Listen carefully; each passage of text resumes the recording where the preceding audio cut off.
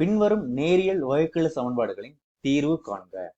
dy by dx plus y divided by 1 minus x root x is equal to 1 minus root x. நமக்கு கொடுத்திருக்கதே நேரியல் சமன்பாட்டு வடிவத்தில் தான் இருக்குது. அதாவது dy by dx plus y into p of x is equal to q of x. Okay. இப்போ நம்ம வந்து கணக்கு எழுதிக்கலாம். dy by dx plus y divided by 1 minus x பெருக்கல் root x is equal to 1 minus root x. இதுல p of x என்னது நமக்கு 1 divided by 1 minus x root x. Okay, அதுக்கப்புறம் q of xங்கிறது என்னது நமக்கு 1 minus root x. இப்போ நம்ம என்ன பண்ண போறோம் அப்படின்னா வந்து ஃபர்ஸ்ட் இன்டகிரேட்டிங் ஃபேக்டர் கண்டுபிடிக்கலாம். அதாவது தொகையீட்டு காரணி. அதுக்கான ஃபார்முலா எழுதிக்கலாம். this is equal to e power integral p dx. First நம்ம இந்த இன்டெக்ரல் pdx வந்து கண்டுபிடிக்கலாம். Integral p dx. so this is equal to integral of நமக்கு p அப்படிங்கிறது என்னது 1 divided by 1 minus x root x. Okay, இதை வந்து நம்மளால டைரக்டா வந்து சால்வ் பண்ண முடியாது. ஒரு சப்ஸ்டியூஷன், அதாவது பிரதிநிதிகள் முறையில தான் வந்து நம்ம வந்து சால்வ் பண்ண போறோம். So t is equal to root x அப்படின்னு எடுத்துக்கிறேன் நான்.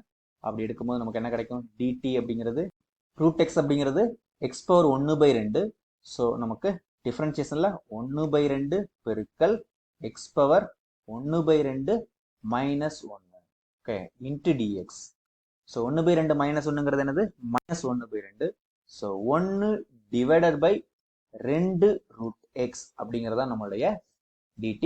அதாவது இந்த dx இங்க எழுதிக்கலாம்.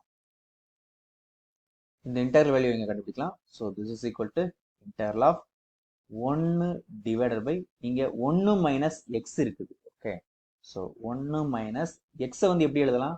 நமக்கு t வந்து ரூட் எக்ஸ் அப்படின்னா எக்ஸுங்கிறது என்னது நமக்கு டி ஸ்கொயர். ஓகே, ஸோ அதை இங்க எழுதுகிறேன். So 1 minus T square. அதுக்கப்புறம் இங்க வந்து என்னது dx பை ரூட் எக்ஸ். இங்க dx பை 2 ரூட் எக்ஸ்ங்கிறது என்னது dt. அப்படின்னா dt அந்த 2 இந்த பக்கம் வந்துச்சுன்னா 2 dt is equal to dx by root x. So இப்போ இதுவும் கிடைச்சிருச்சு 2 dt. Okay, so this is equal to 2 integral of dt divided by 1 minus T square. This is equal to 2 பெருக்கல். இப்போ இந்த இன்டெக்ரல் dt by 1 minus T square வந்து என்னது 1 by 2 பெருக்கல் log of 1 plus T minus log of 1 minus T. Okay, இந்த 1 by 2 வந்து இந்த ரெண்டுக்கு காமனா உள்ளது. So this is equal to இந்த 2 கேன்சல் ஆயிரும். ஸோ நமக்கு என்ன கிடைக்குங்க? log of 1 plus t divided by 1 minus t கிடைக்கும். So this is equal to log of நமக்கு tங்கிறது என்னது root x. log of 1 plus root X divided by 1 minus root X. Okay, இதுதான் வந்து நமக்கு கிடைச்சிருக்குது. நமக்கு தேவை என்னது? e power integral pdx. So இதுல இருந்து நமக்கு இன்டகிரேட்டிங் ஃபேக்டர், அதாவது e power integral pdx.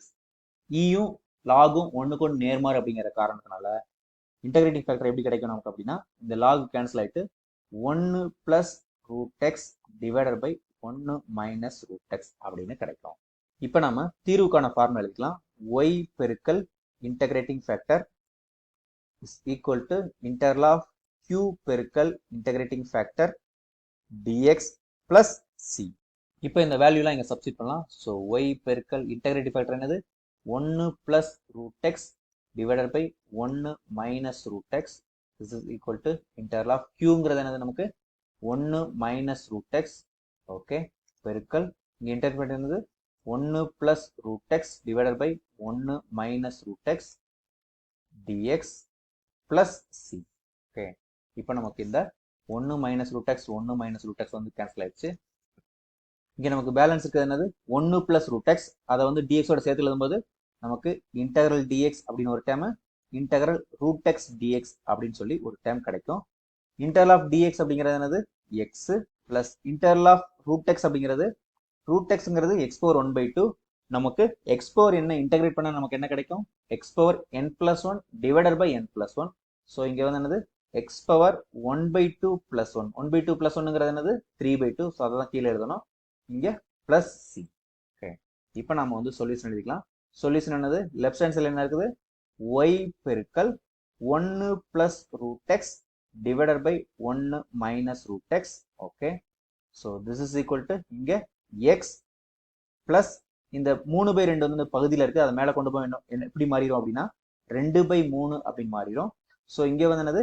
X power 1/2 plus 1ங்கிறது எப்படி எழுதிக்கலாம்னா எக்ஸ் ரூட் எக்ஸ் அப்படின்னு எழுதிக்கலாம் பிளஸ் சி. இதை நம்ம இதுக்கு மேல சிம்பிளை பண்ண தேவையில்லை, இதுதான் நமக்கு தேவையான சொல்யூஷனா எடுத்துக்கலாம்.